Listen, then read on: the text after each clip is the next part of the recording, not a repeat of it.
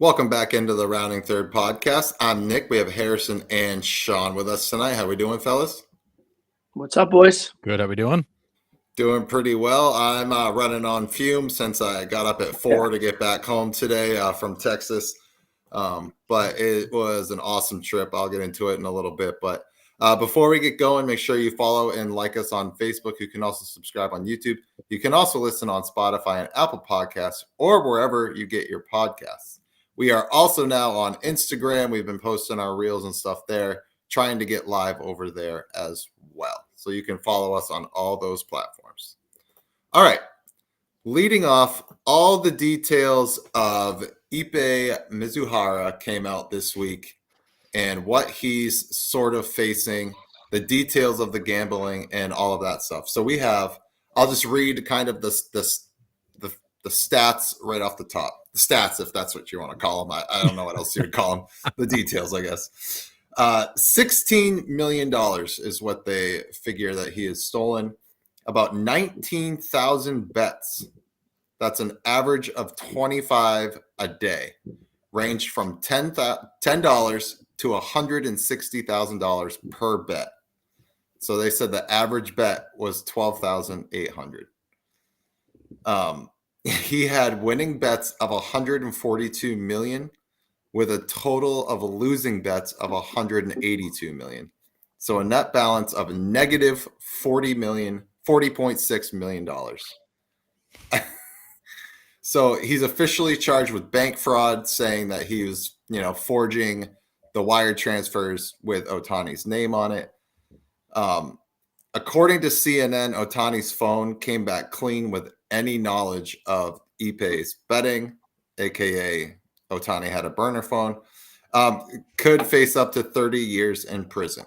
Now, I'm reading this article and I'm thinking, maybe Ohtani didn't know any of this was going on. Maybe he just really was naive. And then I read this next part. This happened over a 2-year span. And I'm like, okay, hold the phone. You can't tell me that Ohtani didn't know that something was going on in a 2-year span. So what are your thoughts on this, fellas? Yeah, I mean, I from when we talked about it a couple weeks ago, I don't have much of a different opinion. I mean, I don't think he was placing the bet. I mean, I think we were joking around about that before, but in all honesty, I was never sitting there being I think Shohei's the one placing bets and Ipe is taking the fall for Shohei's gambling problem.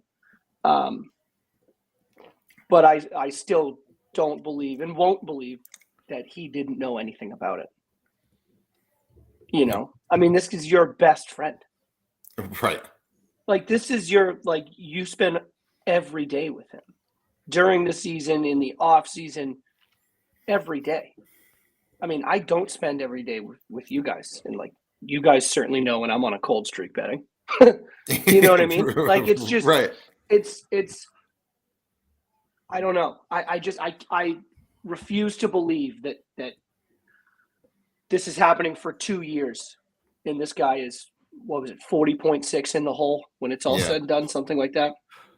There's no way Shohei doesn't know, because Ipe's not making $40 million a year. No. Where is he possibly getting this money from? If it's not Shohei, if it's from another third party, you can't tell me that Shohei doesn't know that his friend is in deep with a loan shark. You know what I mean? It's right. Just, there is no way in my brain, there's no way that this shakes out and he doesn't know. Yeah, agree. Yeah, I mean, it's hard to argue, and I agree with everything you just said, Sean. Somebody that's in that kind of a hole, that's living that kind of lifestyle, 25 bets a day, that's a lot of time spent on placing bets. I mean, unless you are the parlay professor, Sean Bogue, that is a full-time job. That's a full-time job to sit there and place that many bets. But what I find interesting, and I think it was Ken Rosenthal came out today and said, basically, Shohei wouldn't be the first athlete that's been taken advantage of by a friend. And, he mismanaged it and didn't really know. And I think the baseball world is prepared to just accept the fact that Ohtani was asleep at the wheel and let his friend take him for a ride. I don't. The story doesn't end there, and I feel like everybody's just trying to like whitewash this thing and move on as fast as they can because there's a real problem here. $40 million between friends is not like a small amount. He had to have known, and everybody just wants to pretend like he didn't so we can move on and protect his image and keep him playing baseball, which I think is wrong on so many levels because there's no way he didn't know. There's no way the movement of all that money was unclear because this wasn't $4.5 million like we were first led to believe. It's like $40 million. This is not a little thing between friends. This is huge. And Well, saying the had to- official, they're saying the official stolen amount, Nick, was what, 19, right? Just a little under 20 million. Yes, 16. Oh, 16. Okay, 16. Yeah, so it's not $4 million. That's what he's charged with. So that's probably what Correct, they can. right. That's what they can. That's what they can prove. trace. You're right. Yeah, that's what they can prove. Right. Right. But so I mean, $16 million over a span of a couple of years from a good friend of yours. There's absolutely no reason not to know that. None. And I'm not buying this clean story of he just got taken for a ride by a friend. Right, and it's not like he has the 700 million in his account yet. Right. Well, that we know of. I mean, he could with endorsements and stuff, but like that's money you notice that's leaving your account. That's that. Doug, 10K, sure. 16 million, that's a bit different. But all joking aside, though, 60 million is so much money. That's just it's an incredible amount of money. It's nuts. Yeah. And again, that's what they can prove. That's what they've been able to say. We can prove that Ipe was pretending to be somebody else, and we can prove that this amount of money was stolen through bank fraud. That's what they can prove. Right. I certainly don't think that that's all that there was. I just think that that's all that they can prove. Right. Yeah. Right, 1000%. So if Ipe knew that account was open, because I mean, you read all the details, and you know that account was, the financial advisors were told it was private and to leave it alone. His accountants didn't even have access to it. Nobody knew what was in it. It was where Ohtani's paychecks went. There's no way all those people had no idea what was coming in and out of that account. If they're filing the guy's taxes or managing his money, and that's where it all goes, or most of it goes, that's a problem. But now, I actually feel bad for Shohei Ohtani because now on that new Dodgers contract, it's going to take him 8 years to make that money back. I mean, he can't afford to go lose $16 million after that contract he just signed. He's going to be eating ramen, sleeping on couches. I mean, there's some great ramen bowls out there, but that's beside the point. Yeah, I mean, it's and crazy. it did come back saying that there was no baseball bets placed. But how the hell do you know? Like, how did they really track all that money? There's no way. There's no way. Yeah, I don't know. all right, so before we all start a GoFundMe for Shohei, he made 65 million in endorsements Yeah, he's fine. Right. the last 2 years. So He makes more money outside of baseball than he ever made on the Right. field. But Yeah. So, I mean, either way, it's just a crazy scenario. I'm sure more details are going to trickle in as soon as.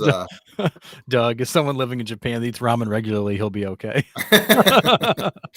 Yeah. Fair enough, Doug. I think as more details, kind of leak out when the trial starts, I think I saw May, or that's the next court appearance, I think. Yeah. I don't know if it's the trial or not, but more details will come out as they dive deep into this thing. So, I mean, we'll kind of keep an eye on it, but So like you said, it sounds like they're just trying to wash Ohtani completely so he can just go about I his way. understand Rosenthal's point that athletes have been taken advantage of in the past by people close to them and all that. Like there's all kinds of stories of that out there, but not to the tune of $16 million. Like No. we've seen guys that have lost some money to some friends, or made loans they never got paid back on. Like that stuff happens, but this is $16 million in gambling theft. Like this has got to be the worst instance of this ever, which goes back to what we talked about before, which was if Shohei wasn't in on it, then he must be like the most out of the loop in his own life kind of person to have no idea that was going on. Like is he just like going through life being Shohei Ohtani, ignoring everything around him? I mean, maybe he is, but I can't imagine for a second he had no idea that was happening. Yeah. So. And I like Sean's idea. Somebody's going to say something. Somebody that has reason to say something is going to say something. eventually, It has to come out. All right, we're gonna switch gears and talk about the quality of baseballs. Okay, so we've had Tyler Glass now kind of talk about it throughout his career, and how he has to grip, extra tight on these balls because there's no seams. I mean, if you've picked up a Major League Baseball or minor league baseball for that matter, they're like throwing a cue ball. It's one step up. Yeah, there's very to no seams, very little to no seams at all, and he's saying it's contributing to the elbow injuries because of how tight you need to grip them. And then Kenley Jansen came out. Was it after their 5-4 win, 6-4 win, whatever it was? It was last night, right? Wasn't it last night? That might have been last night. Yeah. I think it was last night. And he was like, I have no idea where these balls are going. I just pretty much throw it the best I can and hope it goes where I want it to. And based on how he pitched last night, it looked like it. I mean, he was all over the place. Yeah. He's been all over the place. I mean, true. he hasn't exactly been great since he's come in. Fair. Yeah, he said it's wet, it's cold in Boston early in the year. And like you said before we came on, Sean, like you're taking the sticky stuff out of their hands so they can't even get a grip on the baseball now. And I mean, and I said too, we have seen so many balls that have been hit over 450 feet. So far this year. It certainly seems it. Yep. Like, I don't know if the numbers actually back that up, but I mean, there's got to be. It certainly seems it. Well, and I mean, exit velos. There were 2 home runs hit last night that were 110 plus exit velos. I mean, you didn't ever see over 110 like ever. Now it's becoming pretty common to see a 108, 110 pretty much every night somewhere.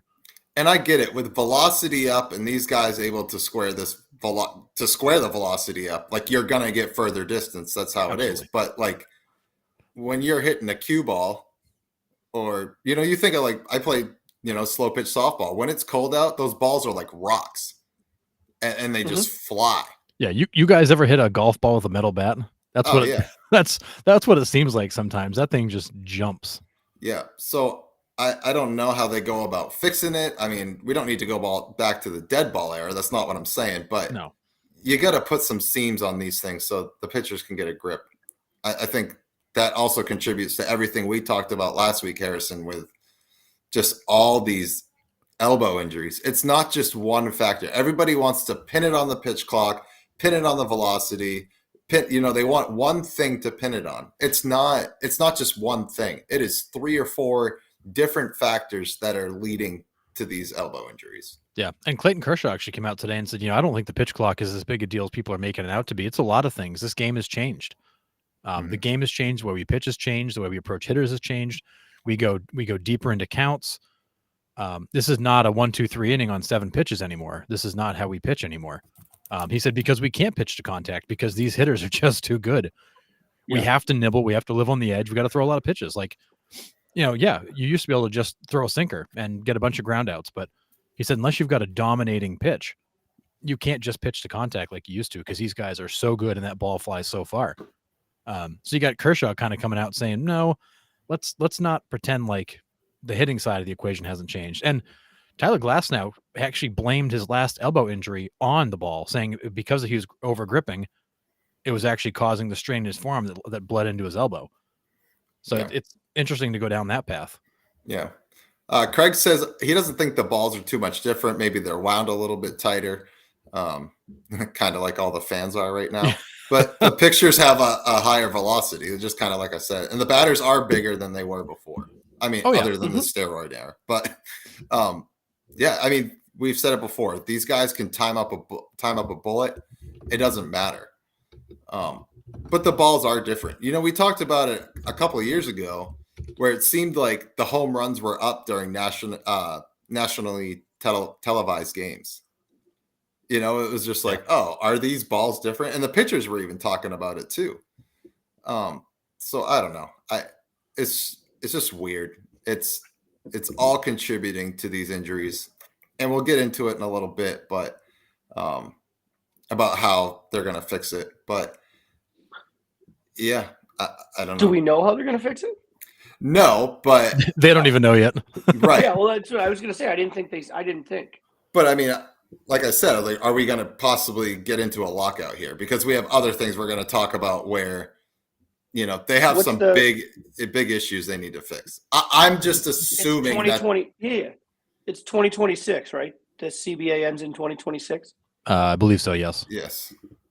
So I don't know, but we'll see. So But this, it's what makes it tough too. And I just want to make another point on that is that you look at the steroid era. Think of '98 when McGuire and Sosa were hitting all those bombs.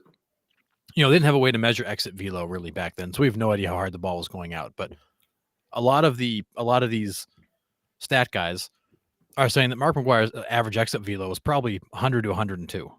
He didn't hit the ball that hard. He had a lot of moonshots. But back in that time, exit velos that we see like we see today, they just don't think were common. And there's obviously velocity's up, hitters are stronger, the bats are different, the balls are different. So there's a lot of factors into it, but the general consensus around baseball is the ball is hit a lot harder now than it ever was. yeah, And there's a bunch of reasons for it.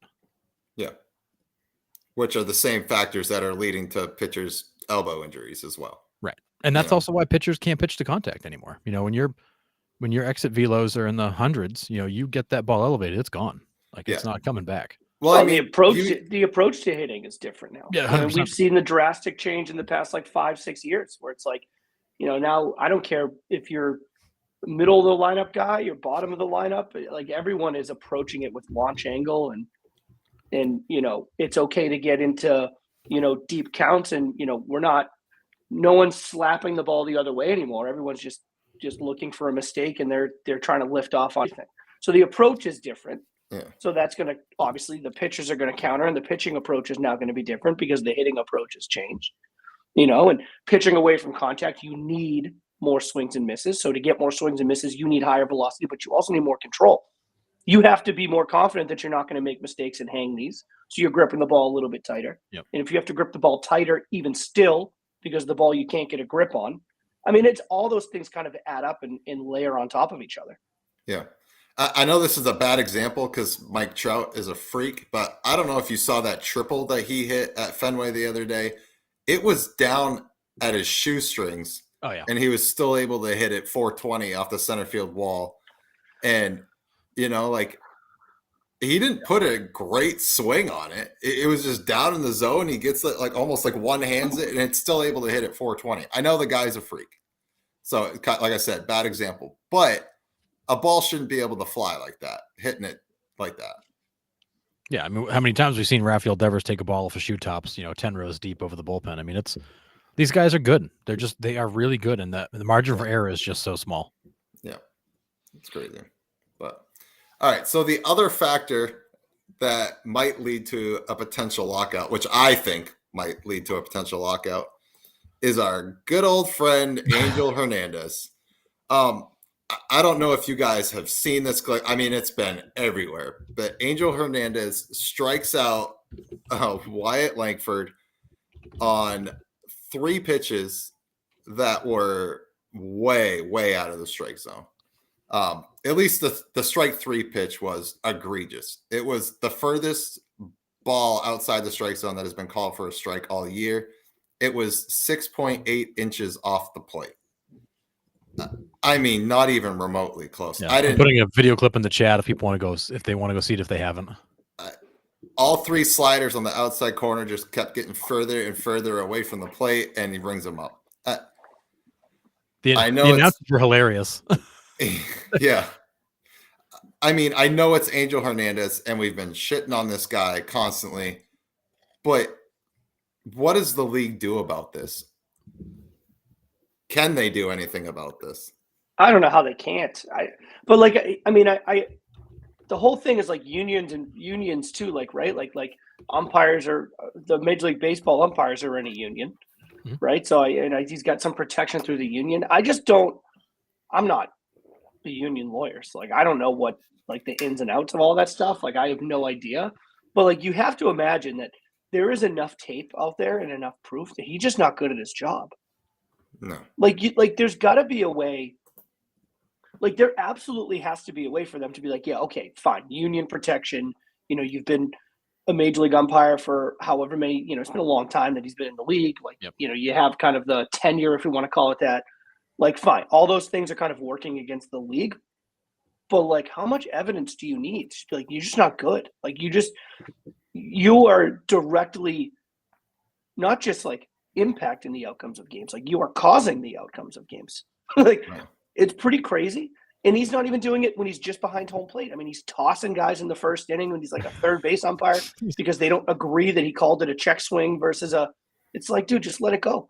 But like, so he's throwing guys out of the game. I don't know. I can't imagine that the league can't do anything. Right. I'm with you. Regardless of like the union protection, tenure, all that stuff, regardless of all that, like we're not trying to get rid of a guy because like we don't like him on a personal, and I say we, like the league, but there is, you could have days upon days of simple just videos at a trial. It would take days for you to get through all those videos about Right. how poor this guy is. He made 161 bad calls in 10 games last year when he came back. Like, Was that the number? yeah, 161 in 10 games, 16 per game. And they weren't even per close. Jesus. 16 That's per game. crazy. Yeah, 16 per game. That's 2 an inning. Right. That's 2 an inning. It's bad. Essentially, that's crazy. It's bad. That's a lot. Yeah, it's Yeah. bad. So I don't know. They got to do something. So what I find You interesting with can't Angel, just keep trotting this guy out every series. You can't do it. no. So what I find interesting with Angel, and I forget where I found it. I'll see if I can't pull it up. But there are some umpires that have actually come out in defense of Angel because they think the general consensus around baseball is that he's been the lowest ranked umpire for years. He's been an umpire since 1991. He's been around a while. 30? This is his 33rd season as an umpire. He's been the lowest ranked guy for years and years and years. But the other umpires around the league, they like him. He's a super likable guy. The umpires like him. Players can't stand him. The league can't stand him. But the union won't make a move on him because he actually has the support of his peers. So the issue they've had is that MLB doesn't fire umpires. They basically ask the union to handle the situation. Every time they ask the union to handle the situation, they get told, we're not going to do anything about it. We like him. He's a good guy. And so now we're in the stalemate of he's terrible, and we can't argue that fact, but we like him. He's a good guy.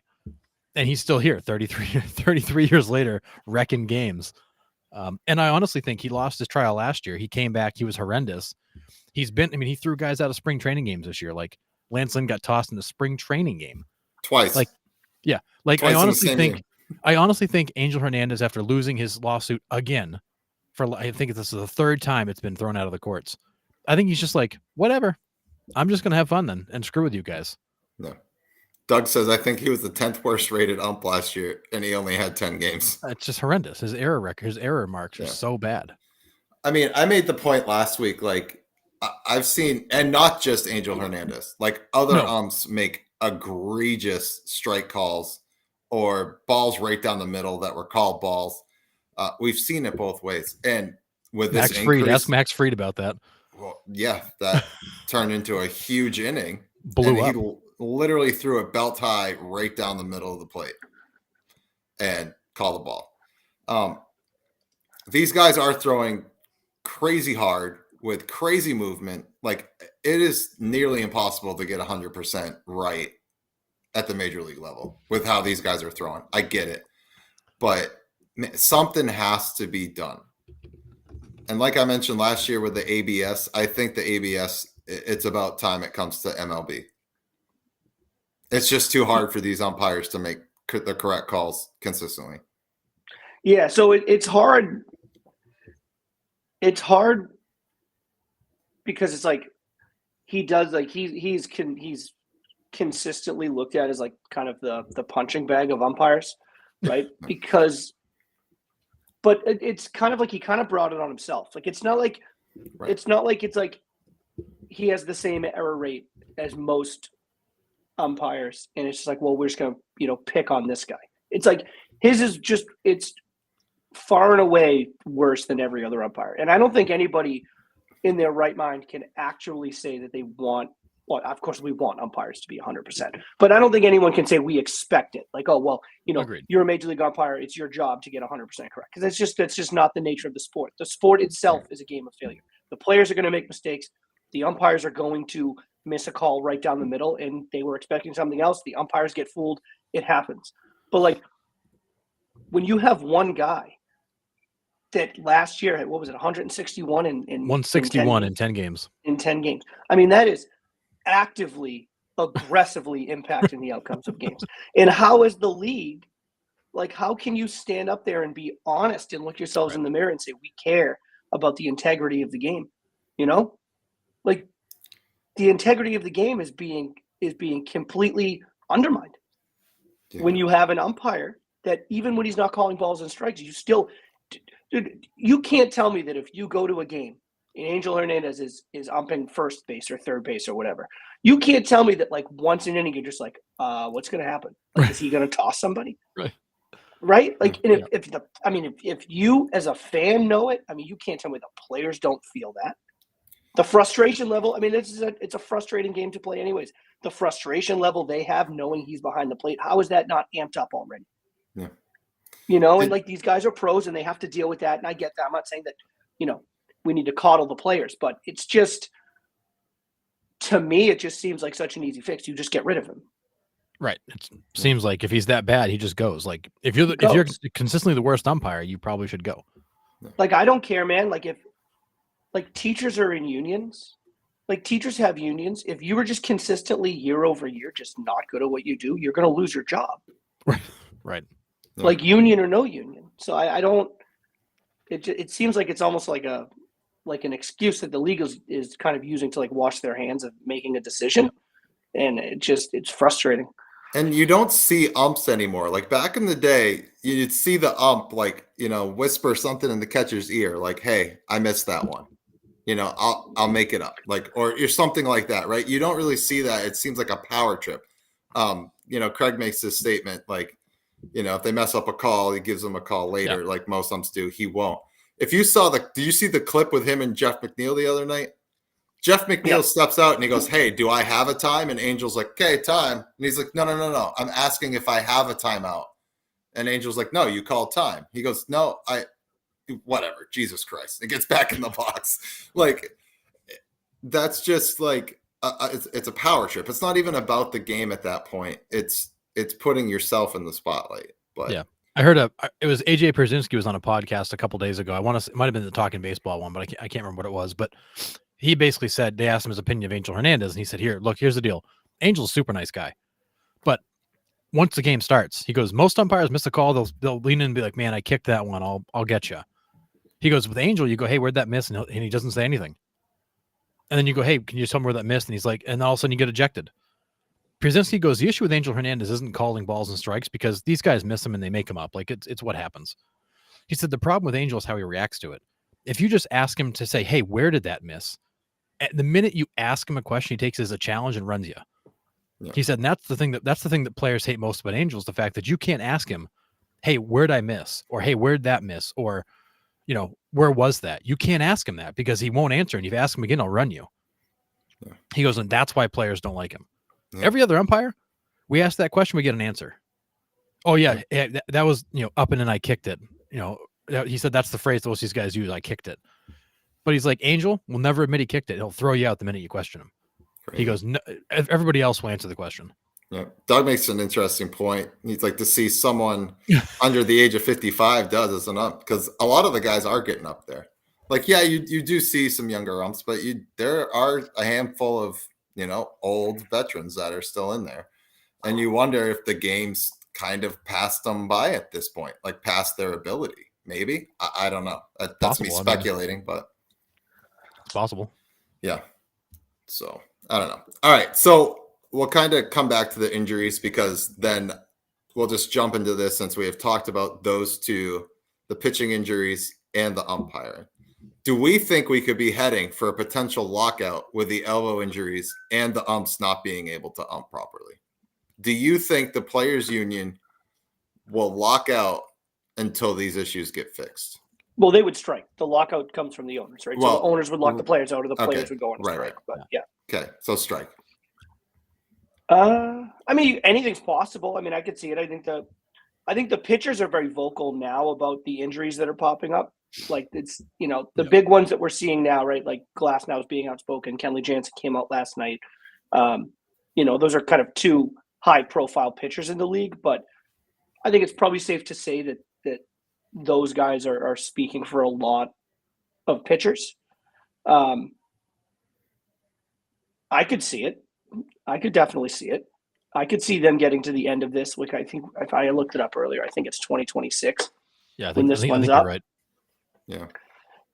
I mean, if we continue to see this through 2024 and then into 2025, and we're continuing to see these like season-ending injury type of things popping up, then I could definitely see the players' union just being like, we aren't signing the next one until we make a change. Like the league's got to make a change. You got to protect us. The players have to be protected. That should be the number one priority. Is the players that are performing on TV and putting asses in the seats and paying for the TV deal. Like the players have to be protected. We have to feel like we're going out and we're going to be safe, and we're not going to have seasons that are kind of cut out at the knees. I think that's a very valid argument that the players could certainly bring to them. I think the umpire thing would be less of a reason. I think that would be a fun one to argue, but I don't know how much they would have to be able to stand on. But definitely the injuries I could definitely see. Yeah, I think baseball's at a crossroads and they got a few big decisions to make. I think the first one is, what are you going to do about the schedule?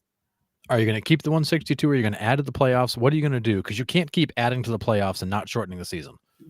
So I think that MLB's got to decide what they're going to do with the season. Number one. Number two is, does the pitch clock stick around? And if it does, what does its final form look like?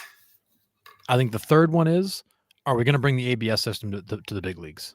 If we're not going to fix the umpire issue, we at least need to bring the ABS system in, because we've got to get that sorted out. We can't continue to just let this happen. And I think the fourth decision they're going to make is roster size. With these pitchers throwing like they do and getting hurt like they do and chewing up bullpens like you do, you went from 25 to 26 man.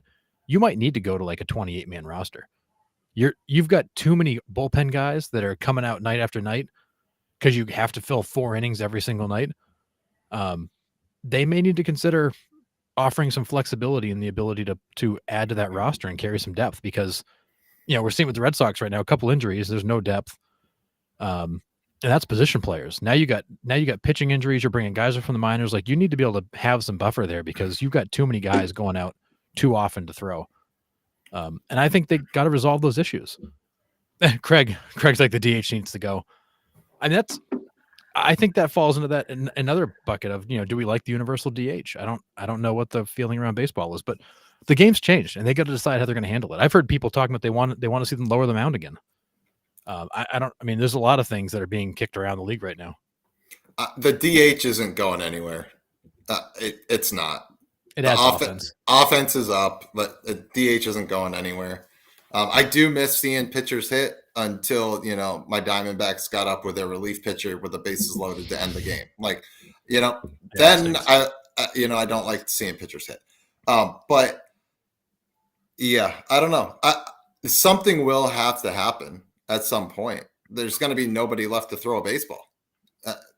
Right. It's what it's going to come down to. Like, there's going to be a team out there be like, we got nobody left in our organization. Like, they're all on the shelf at Tommy John. Well, that's like the poor guy from the Tigers, the third baseman who had to come in and pitch the other night. He boots a ball, gives up 3 runs in extra innings. They threw him on the mound thank you. Then they threw him on the mound to finish it because they're like, forget it, this game's. And I do think extra innings has become a bit of a crapshoot. And you got a lot of managers who've been. I think AJ Hinch came out and he was kind of barking about it last night. A couple nights before that, Aaron Boone was barking about it. I don't think they love the extra innings rules either. Because it's one of those things where if you don't, like, the sense, AJ Hinch basically made the comment, if you don't score on the top of the 10th, you don't win this game. Like, we've got one shot and one shot only. Yeah. We can't play strategy. We have to play for the right now. Yeah. Take it for what it's worth. Yeah. That's hard though, because I think it was largely put in for player safety and for, we talked about how, we don't necessarily have really big rosters. So, we were consistently before that extra inning rule, and I didn't like it at first, and it's kind of grown on me. Like, it is what it is. Like, I get it. We were consistently seeing regular season games going 13, 14, 15 innings. Oh yeah. I mean, that's a lot. I mean, it's a lot. So you're either God forbid you have back-to-back nights that go 13 innings, 14 innings. I mean, that is an absolute killer for a bullpen. Yep. It's so I get why they did it. I don't think that is going to go away anytime soon. I also get why managers don't like it, because it's like you're kind of taking the job out of my hands. Like, that's my job. That's what I get paid to do, to figure out kind of the chess pieces and the moves on the chessboard to figure out how we're going to win this game in extra innings. And you're kind of taking that out of my hands. So I get why managers don't like it, but I totally understand the basis of it, though. Like, I get why they do it. I'd be surprised if they go away from it. I mean, what is it that what does he want to go back to, like, before kind of the starting on second kind of thing? Yeah, there's a group of managers, I think, out there. I think there's a group of baseball people out there that are like, it should just be a regular inning. Like, why don't we just start the 10th like we start any other inning? And then you end up with 15, 16, 18 inning games, and it's a mess. But it's 1 o'clock in the morning before the game ends, and the guys are exhausted coming back out the next day. And I mean, I get why they did it, and I actually don't hate the extra inning rule, but it 100% changes how you manage the 10th inning, because it's, most of these games end in the 10th. Somebody scores. You're talking ground ball to the right side, sac fly, game over. Like, that's all you got to do, because you're already starting off with a guy in scoring position. And maybe it's a change where it's like, you know what, the 10th and 11th, you give them clean bases. And then if nobody scores in those 2 innings, top of the 12th, okay, it's time for a runner on second. Yeah, I mean, maybe it's something progressive. like that. Yeah, something like that. Yeah, I think there's a group that don't like it, because I think Sean nailed it. Like, the strategy's gone. Now it's just, hey, get a hit.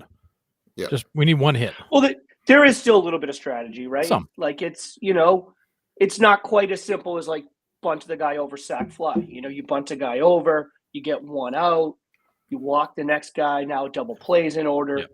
So there is a little bit of strategy that goes along to it, but for the most part, it's not there.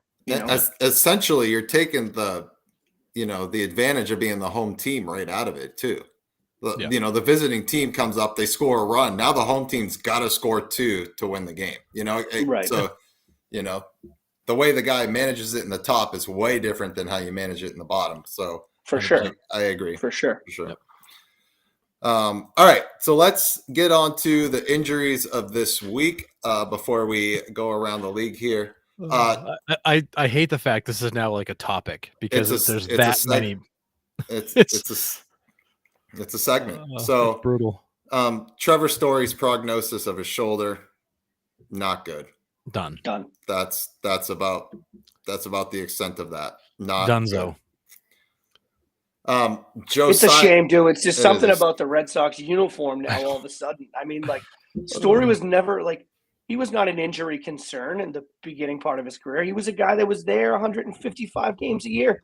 Yeah. He got his scheduled days off, but, like, he showed up every day. He gave you 4 bats every day. He played Gold Glove shortstop every day. I mean, like, he was never an injury problem. Now all of a sudden he puts on a Red Sox uniform. The guy can't stay healthy. Yeah, so it's just so bad. Trevor Story since 2017 played 145, 157, 145, 59 in 2020, but that was basically the whole season. 142 and 21, comes to Boston, 94, 43, and he's only played 8 and only play 8 this year.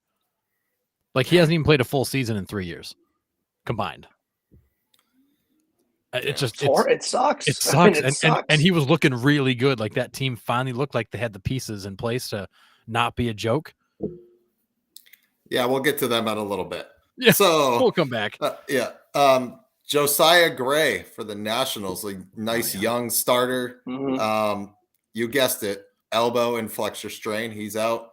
Yoan Moncada out 3 to 6 months with adductor strain. Same injury as Luis Roberts and Eloy Jimenez. And so I hate to say, I called this on the podcast, said he'll be the next guy to go down, because that's what happens. And literally the next day, all 3 have the same injury. It's ridiculous. And it's your top 3 producers pretty much in that lineup. And the White Sox are. And that's like a deep muscle strain. Like, what happened?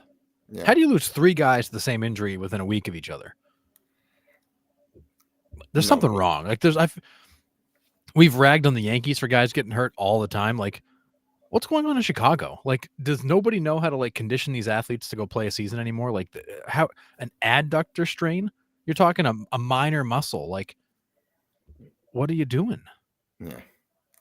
Something's going on there, but White Sox are a train wreck anyway. So, Kodai Senga was moved to the 60-day IL, so he That most stinks. likely we're not going to see him this year, I would say. And if we do, it's going to be what? I don't know the math on that.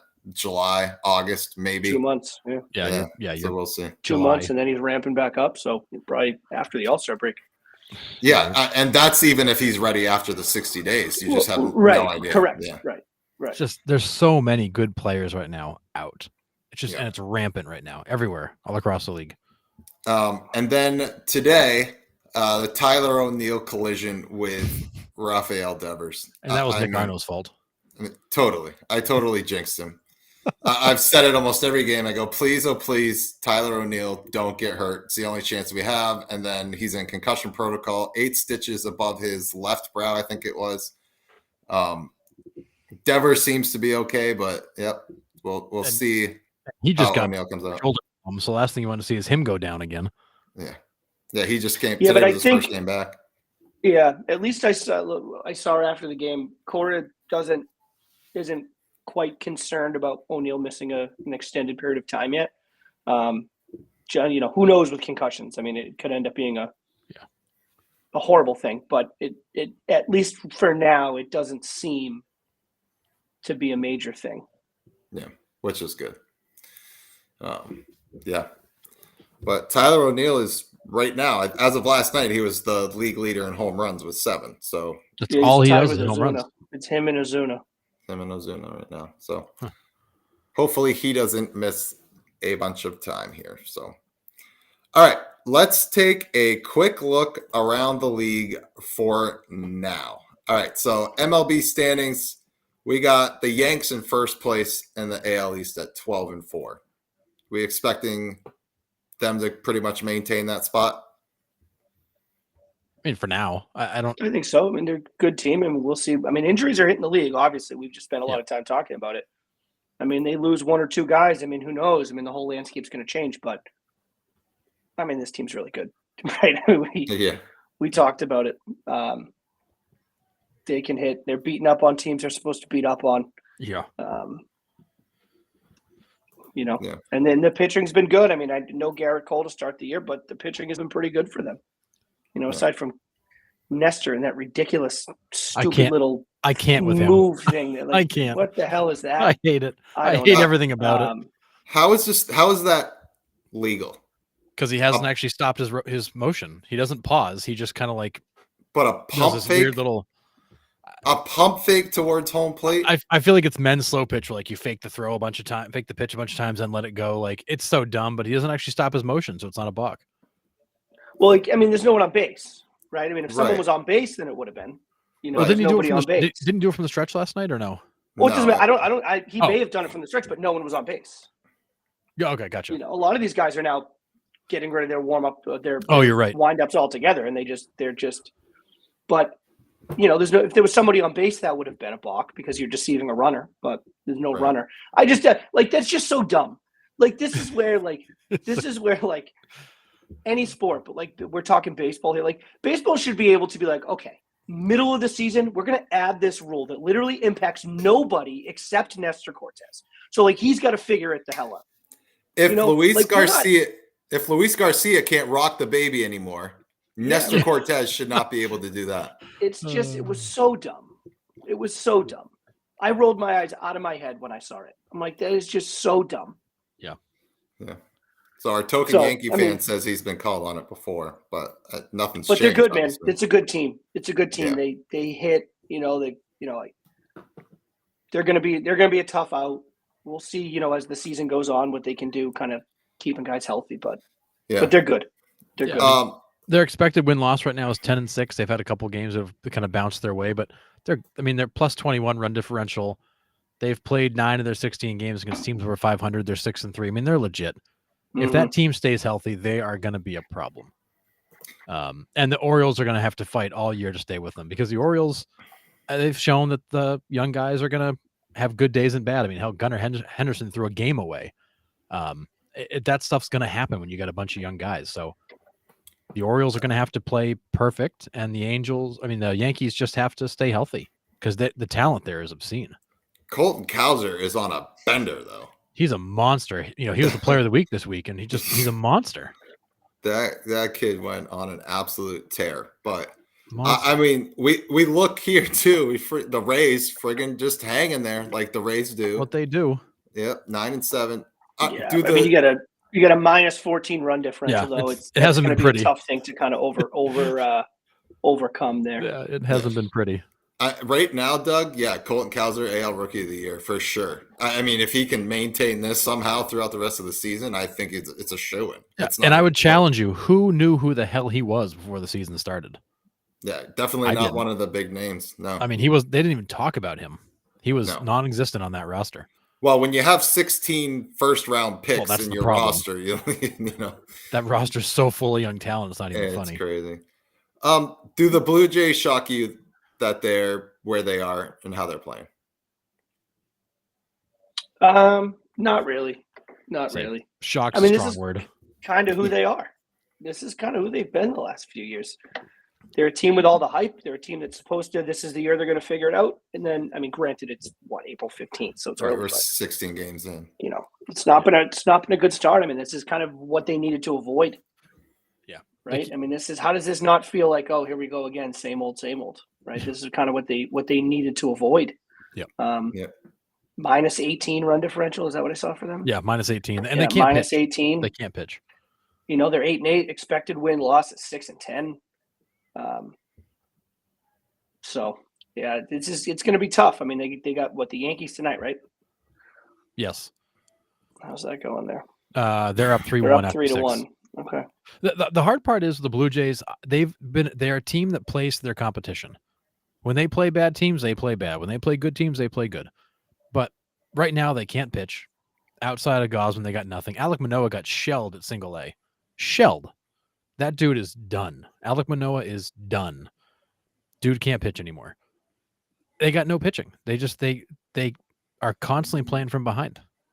And they shouldn't. They have a decent rotation. You would think, like they just can't get anybody else. Is in there. Yeah, and their bullpen's been a train wreck too. Like even when they have a lead, they can't hold it. Yeah, but like you look at the offense, they've scored 61 runs. They've scored the fewest runs in the AL East, and they're in the bottom third of the American League. Like that team should be hitting better than it does too. Agree. All right. I mean, getting no hit against the Astros doesn't help. Well, that hurts. That hurts. But all right, let's move to the AL Central. And don't look now, but your Cleveland Guardians are 11-5. A good team. With your Kansas City Royals being 10-6. And the Kansas City Royals have given up the least number of runs in all of baseball. Yep. Did you see that play up the middle with Bobby Witt going underneath the second baseman at a leapfrog, and he still makes the play, man? That was nuts. That was awesome. That Royals team reminds me of like that 21 Red Sox who like weren't supposed to win but like had a monster season. Like those guys are out there, they're loose, they're smiling, they're having fun, they're fun to watch.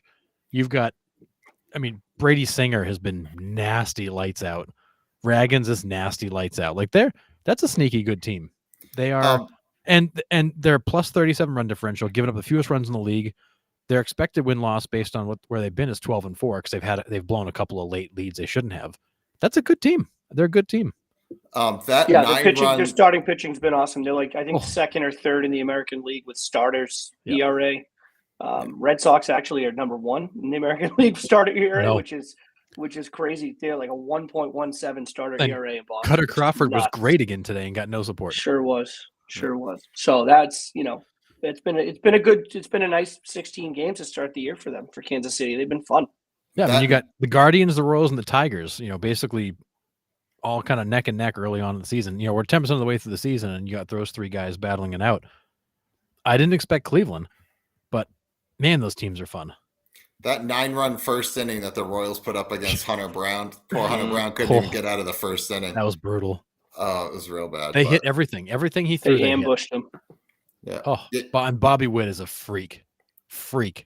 2 opposite field home runs in that game. Just Yeah, he's a freak. disgusting. He's a freak. He's so good. But yeah, that could shape up to be a really fun race to watch, especially when the White Sox decide to start playing baseball. Yeah, they won't. Maybe September. 2-13 to start, man. Yeah, minus 51 run differential. And the Minnesota Twins, they minus 7, but they've scored 49 runs. Like third fewest in the American League. Like they are terrible. The Twins are terrible. Yeah. Goodness. All right, let's move over to the AL West here. We got the Rangers in first with your Oakland Athletics in third place. And for a second, they had an opportunity to take over first place in the AL West here this week. Well, it's sad because the Rangers are 8-8 holding on to first place right now, and they've been all over the place. Yep. The game I went to on Thursday at Globe Life Field was the Oakland A's against the Texas Rangers. And JP Sears takes a no-hitter into the 7th, but before Garcia broke up another no-hitter, second one this year. He's a no killer. Yep, with a base hit, and the Oakland A's win 1-0. I mean, I saw 5 hits in that game. It wasn't exactly a great game to watch offensively. I was sitting there hoping for like a 26-24 game slugfest, but I got a 1-0 with 5 hits in the game. But it was still a great time to go to Globe Life and get that stadium checked off my list. But I mean, Oakland A's, for as much as we've been crapping on them, man, they're not playing terribly. And Langoliers is crushing the ball for them. He had a 3-homer game against Texas. Yeah. Tuesday night or Wednesday night, can't remember. I don't know. It's going to be weird to see where they end up at the end of this. But what about the Angels? How do you guys feel about the Angels? Kind of the same thing as before, is like they hang on till like June and then they just fade. I think they're, and we talked a little bit in the offseason, like they've got a lot of young guys around Trout, and you don't know what you're going to get from there. But you got O'Hoppy's healthy, and Rengifo. I always get his name wrong. Rengifo. Thank you, Rengifo. I was pronouncing it wrong because I can never put all the consonants together. But they've got a lot of young guys around Trout, and Trout looks like he's a monster. But they've got some decent young talent, and having watched them, the Red Sox have played them twice. Having watched them a couple times, like that is a better team than advertised. But they're not going to be there in the end. But I think they're better than advertised, and they're still a couple pieces away from being a legit contender. But they're not a joke. Yeah, I mean, it's going to help that that no one right now is kind of running away with it. Yeah. Right. I mean, they're Angels are 7-8. So I mean, it's not like they're setting the world on fire. No. They get a -9 run differential. Their expected win-loss is 7-8. So they're kind of right where they should be. Texas is only a half game ahead of them, or Texas, I guess, a full game. They just won. But Angels are up 5-1. So it looks like they have in good shape against Tampa. So, if they can just kind of keep pace for the first 2 months, I mean, who knows? I mean, anything can happen. You get a team like that's really young. Trout stays healthy. Trout continues to play well. Maybe they start to believe in themselves a little bit. It helps that no one's running away with it because they don't need themselves to go on a 9-1 10-game stretch in order to keep pace. No. They're kind of playing 500 baseball, and they're kind of right in the thick of it. Again, it's early. But it's kind of helped them to be able to kind of just be who they are and just stay right there, one game back. And the Rangers are doing what we thought they would. They're going to kind of bob around, and then they're going to get Scherzer and DeGrom back in kind of June and July, and then they're going to be rolling again. So really, for the Rangers, they're doing exactly what was expected. They're going to hang around. Those guys are going to come back. You're going to see them you should see them have a monster second half of the season, and that's when they're going to run and hide. But if the Angels can hang around and at least give themselves an opportunity, if for whatever reason those guys coming back gets delayed or they don't come back sharp, or maybe the Angels have a shot to be around. But the Rangers are only going to get better as the season goes, and if you can't catch them now, you won't catch them later. Yeah. How about the Mariners and Astros bringing up the rear there? Mariners at 6-10, Astros at 6-11. The Astros have scored a boatload of runs. The only problem is they've given up that many more. They've given up 93 runs. It's awful. It's awful. I mean, they've given 93 runs. Only the Rockies and the Marlins have given up more runs than the Astros. I mean, their whole starting staff's on the IL though, right? Valdez is out, Garcia's out. They're a mess. Hunter Brown gave up 9 in the first. He's like They're a mess. I mean, they're losing a bunch of games, like 7-5 and 9-8, and like they're scoring a bunch of runs. They cannot seem to put it together. And the Mariners are exactly what we thought they were. They can't score runs. They've scored 49 runs. 49 runs. Yeah. Minus 23. Their pitching hasn't been great either. They've been good, but they can't score. That team is so offensively challenged, as we talked about all offseason. Like, where's the offense going to come from? Nowhere. It's coming from nowhere. Yeah. All right, we'll flip over to the National League. We got Braves in first at 9-5, Phillies 2 games back 8-8. Marlins lead the White Sox by a game at 3-13 to bring up the rear there. God, they're bad. I mean, this is kind of the standings how we kind of had it played out preseason, right? I mean, the teams are in the positions we thought they were going to be. There, I actually think the Mets are a hair better than expected. The Phillies, that bullpen's a mess. And the Braves are the Braves. Yeah.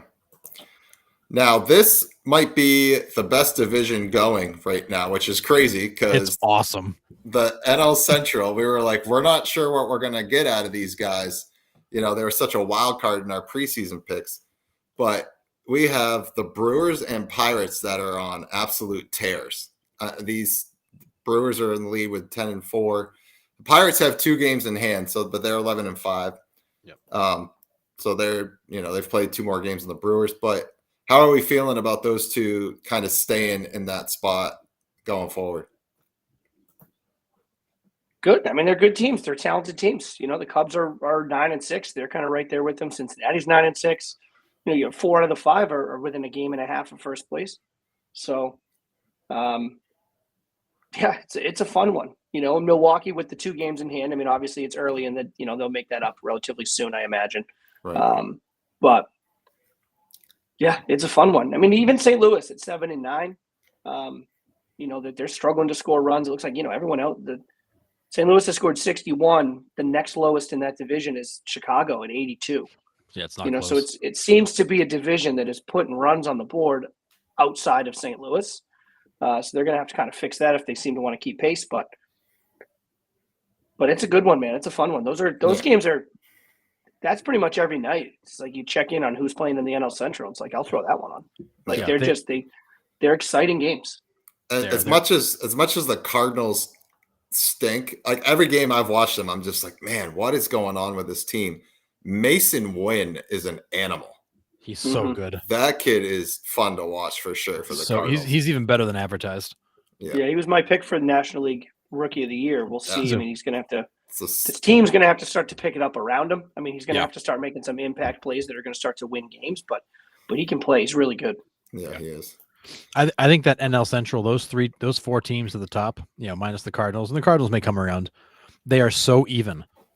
Like you look at the stats, you look at the records, you look at what they've done. Like they're so even that this could be a 4-way heavyweight battle to the end. I don't think the Pirates are going to last because I do think they're going to pitch, but I do not think they're going to score runs like they have been all season. But even then, I think that all 4 of those could be slugging it out all season. Yeah. That Pirates rotation is dirty. They can pitch. They're legit. Good. They are good. All right. And last but not least, the NL West. How are we feeling about the Giants early on here? We're 6-10. They're still trying to find their footing, maybe. Are you ignoring my Rockies? Is that what's going on here, Nick? Yes. I haven't watched much of them, to be honest with you, Nick. They're a hard team for me to put on. With all the other kind of good teams that are playing, it's hard for me to look at the list and be like, oh, I'm going to put a Giant game on. I have a hard time. I'm with you. A hard time putting. They're not on. a draw. They're just not a draw to me. I've watched probably a game and a half from them, and they play kind of an unexciting brand of baseball. They are, and that's Bob Melvin's style. We do all the things right. It's not flashy, but they've definitely underperformed. I think they're better than this, but they're not an exciting team to watch. Yeah. Do you think the Padres? The Padres are surprising me. There's still some juice in that rivalry too with them in the Dodgers. I love it. I love it. There is still a lot of juice in that rivalry. Yeah, the Will Smith comment about Jerks and Profar getting brushed off the plate, and he's like, we don't throw at irrelevant players. And then Jerks and Profar hits a game winner to, send the Dodgers home crying. It's just awesome. And, Tatis, with that, his history with them and, playing up the home run. But the Dodgers are 3-5 against teams over 500. They've shown, I mean, granted, they're the class of the NL West, but they've shown that they have some weaknesses. They can be exposed. And the Padres are almost playing like it doesn't matter. We're not supposed to be here. We're not supposed to win. We're just going to let it fly. And they are scoring runs in bunches. I mean, they've scored the same amount of runs as the Dodgers, given up a few more, but scored the same. And they're playing more of a free style of baseball. Yeah. It seems to me so the Dodgers have given up 84 in 18 games. That's what, like a little over 4.5, per game. I do think the pitching is going to come around. Like I think they're going to settle in. I think they're going to pitch a little bit better. I don't think they're going to stop scoring runs. I mean, that lineup is so good and so professional and just so lethal, and they have an opportunity to step on your throat, and more often than not, they're going to. So they're going to score runs in bunches. I think the pitching will settle in. I've watched a decent amount of Dodger games this year. I don't look at that team and go, oh, they're vulnerable at the top of the division. Like it's still their division. I don't think San Diego's going to be able to keep this up with them all year, but what do I know? I mean, we'll see, but yeah, I'm not buying it on San Diego yet, but they've gotten off to a good start. Sure. Yeah, for sure. All right. So whoa, hang on. What about the Diamondbacks, Nick? What's going on with the Diamondbacks? I really didn't watch them much this week since I was in Texas and doing a whole bunch of other stuff. But I mean, I think we're underperforming. 8-8? Yeah, I mean, we're 8-8, but right? Yeah, we've had 8-8 plus 21. Yeah, I mean that lineup's going to hit. That lineup's really good. But yeah, they're expected as 10-6. I mean, they've had a couple of tough games. And losing, I know this might not be a flashy name, but losing Perdomo at the bottom of that lineup really hurts the Diamondbacks. Yeah. How long is he out for? That I don't know. I just know that he was put on the 10-day IL. I'm not sure exactly how long, but that guy was the Diamondbacks all-star last year, and he turns that lineup over more times than not to get Corbin up, to get Walker up, to get Ketel Marte up. And without that catalyst at the bottom, it's been hard for the Diamondbacks to kind of turn it over. Torn meniscus. Yeah. So that's 6 to 8 weeks from the knee, and then whatever the comeback after that is. Yeah, they're saying May. They're saying likely won't see him till May. Yeah. So, I mean, that's not a big flashy name, like I said, but it does hurt that offense for sure. No, he's a solid piece, though. Yeah. But, I mean, we'll see. I'm not sure where I am. I think getting Montgomery, whenever Erod comes back, that's only going to solidify their rotation even more. Is Montgomery going tonight? I don't think tonight. Oh, no, they don't play tonight. He might be going tomorrow. I'm not sure. It's sometime really soon. He is not going tomorrow either. I don't know. That's Fott. It looks like he's not going this week from the looks of it. Yeah. So I know he's coming back at some point, but I mean, they'll be there at the end. They'll figure it out. That team's too good to not, push for a playoff spot. So, yeah. Yeah, I mean, they certainly played well for the most part. They just haven't had things go their way. Yeah, exactly. All right. We're going to head home here. We got some other news to wrap up before we end the show tonight. Speaking of Jordan Montgomery, he has fired Scott Boras as an agent and picked somebody else up. Do you think we'll see this out of other players, or do you think Scott Boras is still – Scott Boras is the agent of MLB, but do you think other agents will drop him after his performance during this offseason? If they should at least be thinking about it if they don't. Yeah, and we'll see if he does it again. I mean, does he have another bad offseason next year? I mean, if he has another bad offseason next year, then I think you're going to see all bets are off. Quite a bit dropping. Yeah. To use a baseball term, has he lost his fastball? Like, I don't know. But I mean, was it just a bad offseason? Did he just completely misread the market? Did he completely overplay his hand with a couple of guys? Was this a one-off thing? Has he learned his mistakes? I mean, he still has so many contacts and relationships in this league. Like, And his track like, you record gotta is so think, good. right? Like, you got to think, like, you still got to think that if you're a client and you're coming up in the offseason next year with an opportunity to make money, you still got to think like, all right, I'm in good shape with Scott. Yeah. Like, you still have to think that. Like, you can second guess it a little bit. You can call Jordan and be like, hey, like how badly did he screw up? Right? Because I mean, those conversations will happen. Like were you telling him to get a deal done and he was just completely misreading the situation, or like what was going on the ins and outs? Like, how badly did he fumble this? And then, I think the decisions will come from that. I don't know. I think this was a bad look for Montgomery, that it took this long for him to sign in a place like, and it ended up being Arizona, when it's like, no, like that team wasn't connected to him at all during the offseason, during spring training. There were no rumors or rumblings that Arizona was coming knocking, and that's the team that he ends up with. Like, that doesn't look good for Montgomery. Like, you're tied to the Red Sox all offseason. You were tied to the Yankees, particularly after, Garrett Cole went down. Like, if you're my agent and you're the best agent in baseball and you couldn't get a deal done with those two teams that were so openly desperate to have me, like, that's a problem. So, yeah. I think it certainly would be like, we can start to have some conversations, but, we'll see. I think next offseason is going to be a big one for him, and how does he handle that market in that situation? Yeah, it was a very weird offseason. And overall, I don't know if Ohtani threw that all off, or it was the TV money that teams weren't sure of, and Boris misread that. Like, I don't know. But we'll see if other players end up dropping him. John Sterling, just before we came on, announced that he is retiring as the Yankees announcer, effective immediately. Now, you either love this guy or you hate him.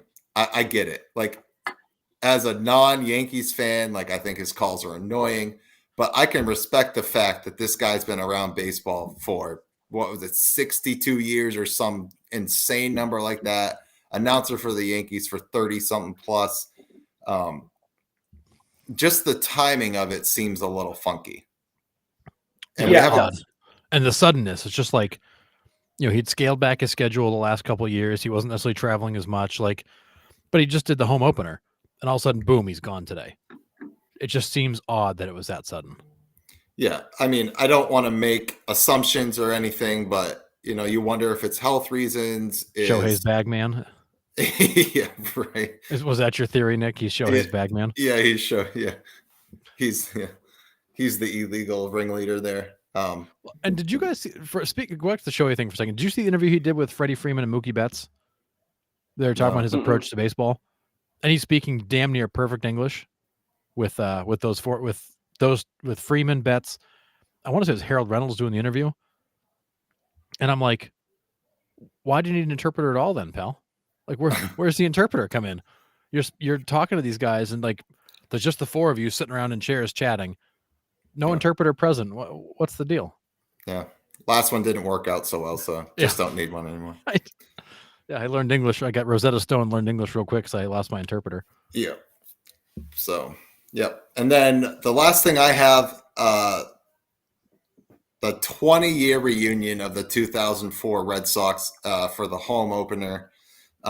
Wakefield's daughter throws out the first pitch, and if you don't get chills watching that as a baseball fan, man, it was unreal. But the saddest thing about that was how old I felt watching those guys get out onto the field. I'm just like, man, oh man, like I was in college, when these guys won, and I'm like, God, I am old. But it was so incredible to see those guys all back on the field again. But yeah, 20-year reunion of the 2004 Red Sox. It's crazy. Yep. I was an RA trying to keep them from tearing the quads to the ground when they won in 2004. Yeah, good luck with that, man. That was bananas. Yeah. It was sad, just with the whole thing surrounding the Wakefield family, you know, and it's certainly nobody's fault. I mean, and it was an awesome kind of tribute video that they did. It was awesome. Kind of narrated by Francona. But it takes a little bit of the celebration away from like celebrating the team. Yeah. Right. And it was sad. I mean, that was Yeah. sad. That It was was. sad. Did you guys see Kurt Schilling? They actually requested he not come, and several of the players told him, please don't come. Yeah. Because Good. apparently I'm there glad, is massive animosity between Schilling and the organization, as well as a lot of the players who just genuinely didn't like him. Dang. Yeah, I mean, I think the way he handled the whole Wakefield thing, to being the one that kind of spilled that news, is just horrific. We don't have to hash that again, but No. The team knew, and the team was respecting the wishes of Tim Wakefield. He didn't want that publicly made known to everybody, and the guy did it anyways. I mean, that's tough. So I'm glad. I'm glad he didn't go. I'm glad he wasn't there. It would have become a Red Sox versus Kurt Schilling thing, a Wakefield family versus Kurt Schilling thing. Like, it just would have added a whole nother dimension that just wasn't needed. So I'm glad we got to avoid all that. It just shows the character of that 2004 team, though, right? To come out and they're supposed to be celebrated, but they stepped back like really put the spotlight on Tim Wakefield, right? Like that just shows like the group of guys they were, like the family they were. I think Manny Ramirez had a quote. He's like, these guys weren't my teammates. They were my family. Like that was the type of group that 2004 team was. And it shows, man, it's awesome. But yeah, it was a close group. Yeah. That's all I had for tonight. Do you guys have anything to add? I do. You ready? Yep. All right. So there is a group called Diamond Baseball Holdings that just bought their 32nd minor league team. They just bought the Harrisburg Senators. They now own 32 out of 120 minor league affiliate teams.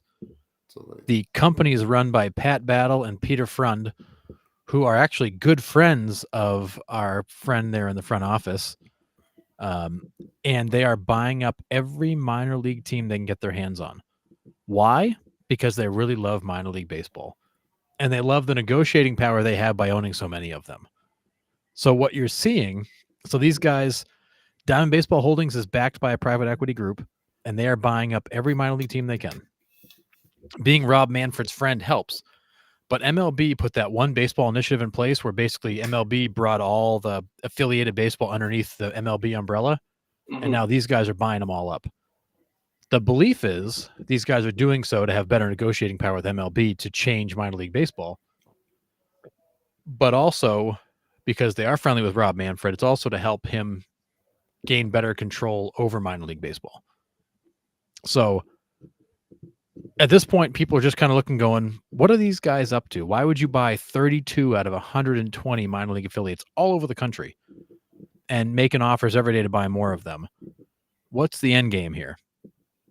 So it's worth mentioning that this whole story just came out today about what they're up to, because they've been doing it under the radar.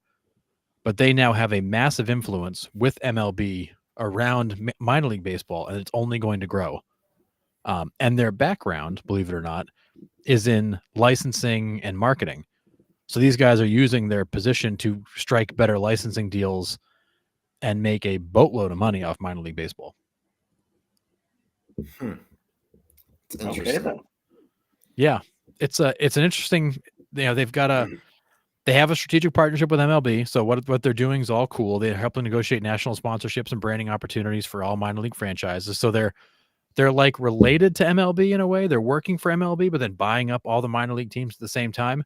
It's a really kind of strange, incestuous type of situation.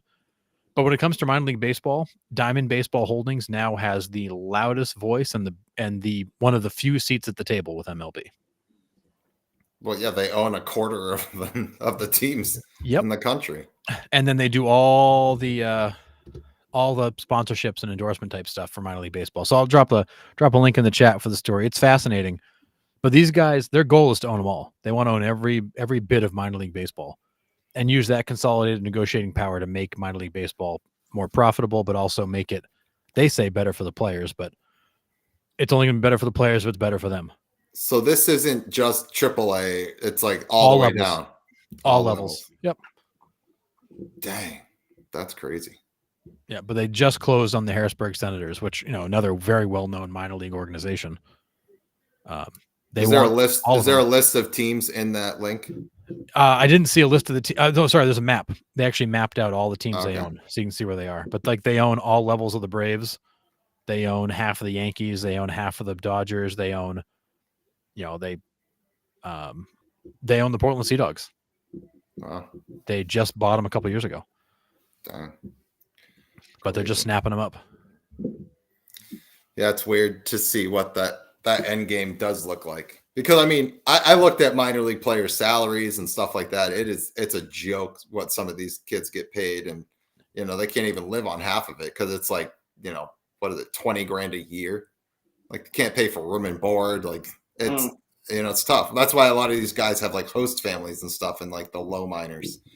But we'll see what happens. But we've been on Major League Baseball for so long about marketing players and stuff like that. So maybe this does help. Yeah. So the belief is when MLB did the One Baseball initiative and kind of brought it all, centralized it all, and brought control back to MLB, that's when these guys saw the opportunity to kind of unify minor league baseball, turn it into basically a marketing machine, a licensing machine, a sponsorship machine, and generate a boatload more revenue that can then get, they get to keep some, but they also get to share it down with the players. It's a more uniform thing. Like, it's a really fascinating article what they're doing, but the kind of weird part about it is they are very, very close personally with Manfred, and the whole thing kind of smells a little weird because of that. But they've been doing this since 2021, and nobody really knew until they drew some attention in the last kind of 6 months or so. They've bought 32 teams in 4 years. Since 21, yeah, they didn't start until 21. God dang, that's crazy. They're just literally they're buying up. Their goal is to own them all as soon as they can. That is insane. That's nuts. That's a lot of money. Yeah, but they own all levels of the. They own all of the Braves. They own 3 of the Red Sox. They own 2 from roughly 2/3 of other teams, and they've got a bunch of other kind of onesie twosies here and there. But they own a bunch. That's crazy. All right. Anything else, fellas? That's it. Nope. All righty. So we will wrap it up for this week. I got Cubs and D-backs on. I'm going to be throwing that on here in a couple minutes here. This should be a good game. But thanks for chiming in. Thanks for listening. Before you go, please like and follow us on Facebook. You can also subscribe on YouTube. You can also follow us on Instagram. You can also listen on Spotify and Apple Podcasts, wherever you get your podcasts. And we will see you guys next Monday at 8 p.m.